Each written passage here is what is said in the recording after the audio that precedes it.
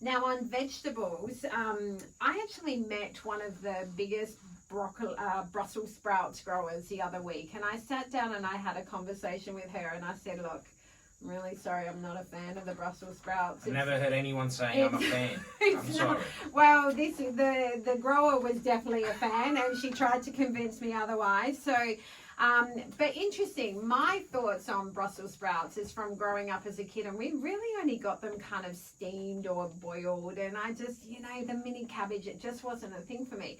And I said to this girl, I said, look, it's a bit like mushrooms. You need to inspire people. So I've actually got some recipes at home that I'm going to try out this week for Brussels sprouts tacos.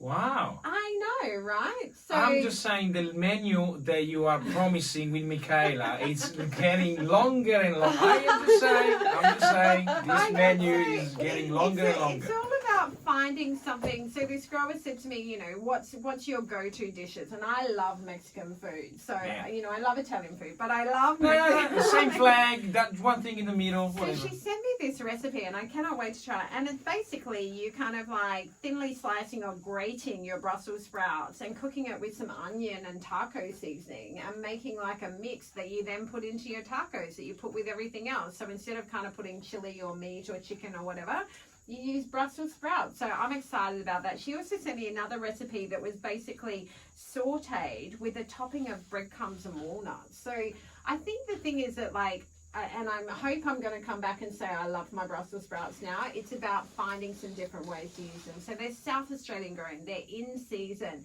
And I'm sure they're going to taste fantastic when I cook them into a taco or add breadcrumbs and walnuts. Is it Taco Tuesday next Tuesday? Yeah, it's going to have to be. It's going to have to be Taco kids Tuesday. Will love it. And I will try it. So plenty of Brussels sprouts around at the moment. Kale-lettuce as well. Like I said, kale-lettuce, we are sampling at some of our Pick a Local, Pick a Save stores as well at the moment. So check our Facebook page there.